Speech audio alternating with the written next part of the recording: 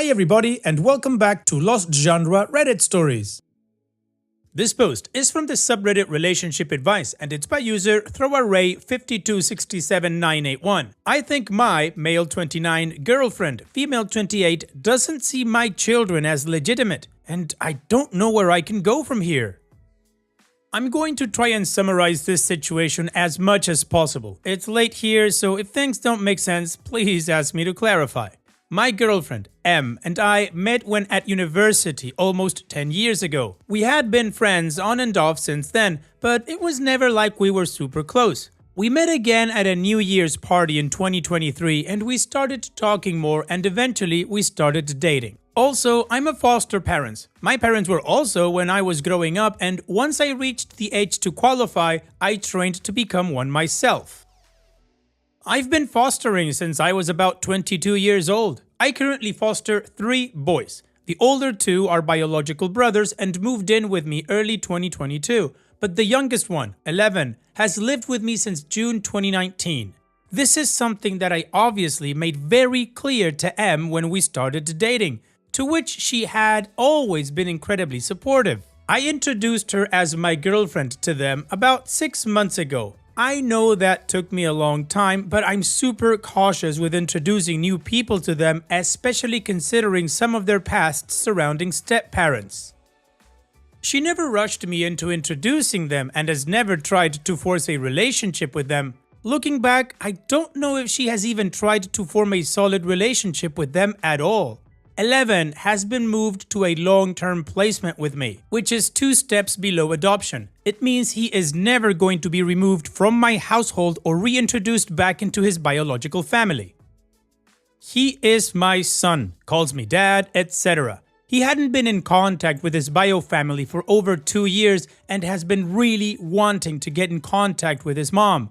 I have been trying my hardest to arrange this for him, but his bio mom just hasn't been willing. Since he's moved in with me, she's had 3 more children who have all stayed living with her. This is something 11 really struggles with. He has such complex feelings of abandonment that I couldn't even begin to unpack them here. But I have been working to build his self-worth back up. It has been a long road with so many ups and downs, but I feel like I'm getting somewhere with him finally. Me and his social worker finally managed to arrange contact with his bio mom and that she agreed to meet him in person. This has been what he has been begging for years. It was arranged for last Sunday. Looking back, M immediately seemed off after I told her. When I asked, she just told me that she had had a bad day at work, even though she seemed fine prior. About 5 days after I told her when the contact was arranged for, she asked to meet up for a romantic dinner. I asked my mom to have the boys for the evening and met her at her favorite restaurant, and she told me she had booked a romantic lodge trip. I was initially excited. But I found out she had booked it for the same weekend 11 was meeting his bio mom. I told her I wouldn't be able to go, that I needed to be with 11 because I knew that he was going to have such a hard time processing his emotions and thoughts after his contact, and that he would just need that support. She went off on me, saying how I always prioritize the boys and never her, and how I should be happy that she booked and paid for the getaway even though I make more money than her. She said I should get my mom to do the contact or ask their agency to arrange someone. I said no, I wanted to be there to support 11. She said something along the lines of, "You won't be able to do this when we have a child." We ended up having a huge argument. She left the restaurant and then texted me some pretty nasty things later. And then yesterday, she messaged just normal messages as if nothing happened, but I haven't responded. I've come to realize that she doesn't consider my boys as genuinely part of my family. She doesn't see me as a dad. She sees me as a babysitter. I don't want this relationship to be over. Genuinely, I love her. I'm the type of guy who wears his heart on his sleeve, and I have felt so depressed since the fight. And it was even worse that I just had to almost wear an emotional mask for 11 the past week because he has been so depressed after seeing his mom that I don't want him to see me depressed. Where do I go from here? Please don't give advice of just break up because I know that's an option, but I don't want to take it. It's hard finding people with what I do for a living, and I feel so broken that I thought I had found someone real.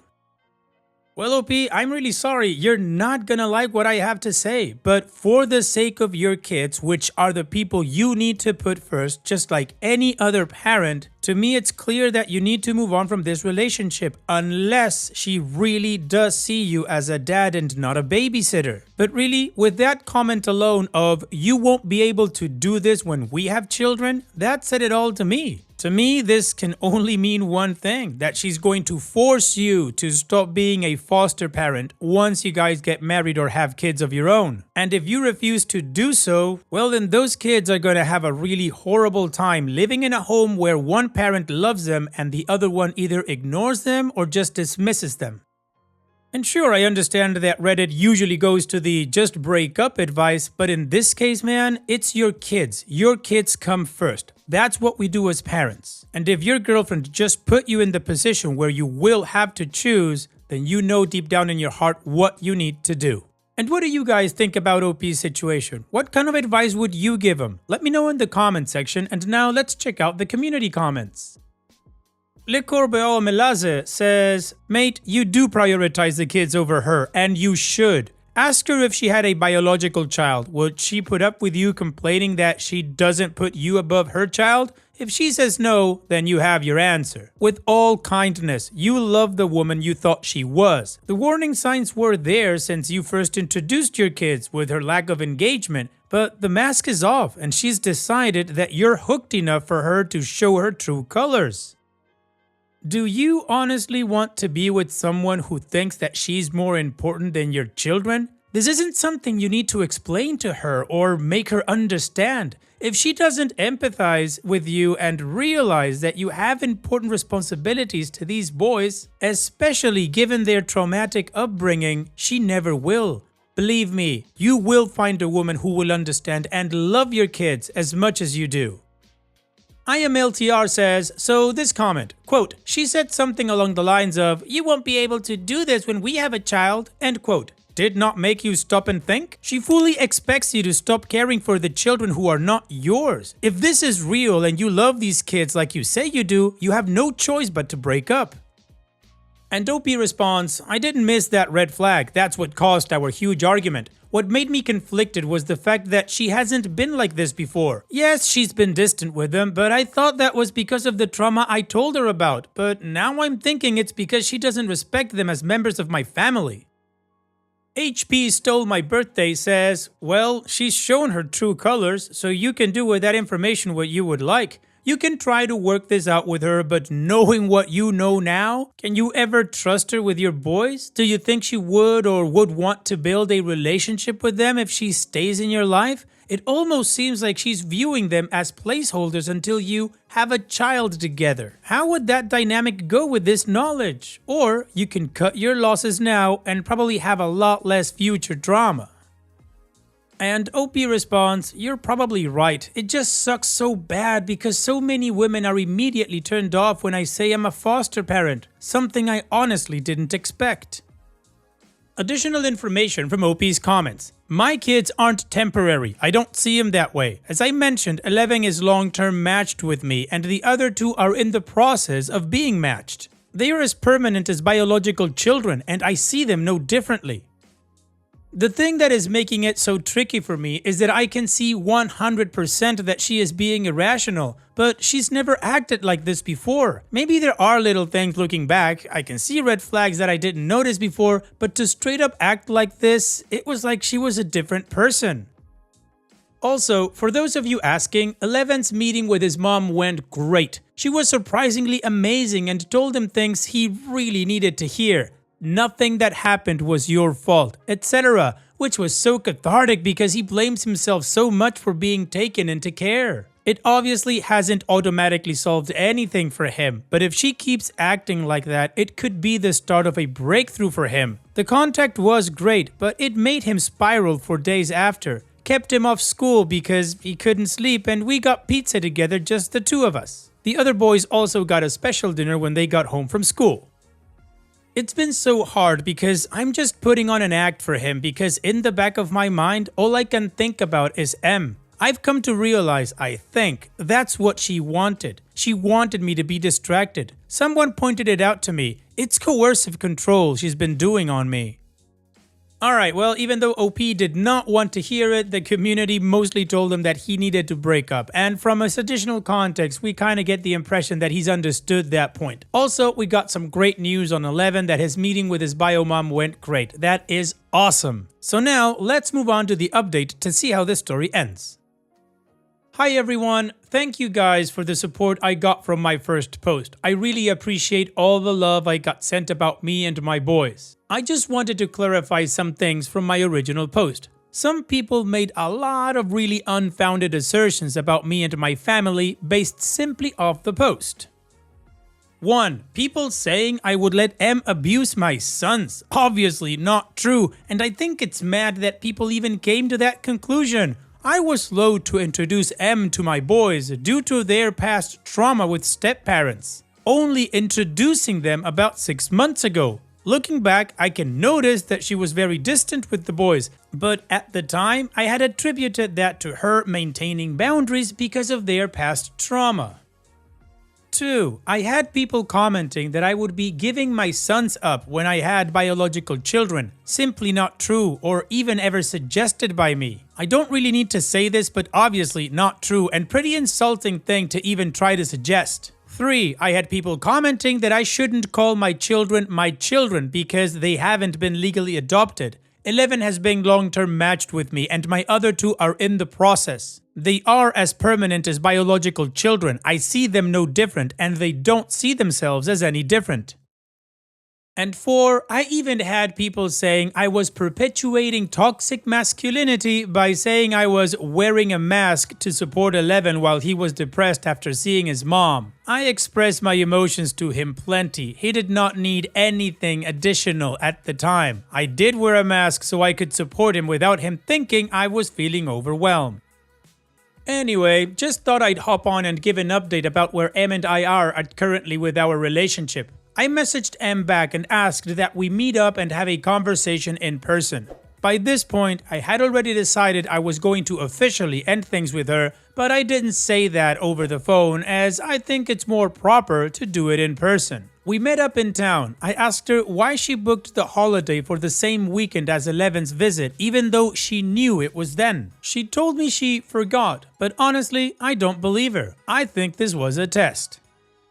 Someone commented that she purposely put me in a position where I could not be the good guy. No matter what I would choose, someone would be let down. And honestly, I think she underestimated my devotion to my children. She thought I would just go with her, and I think she was genuinely shocked when I didn't. But I don't understand why. I am quite accommodating, but I have always made it clear my children are my first priority.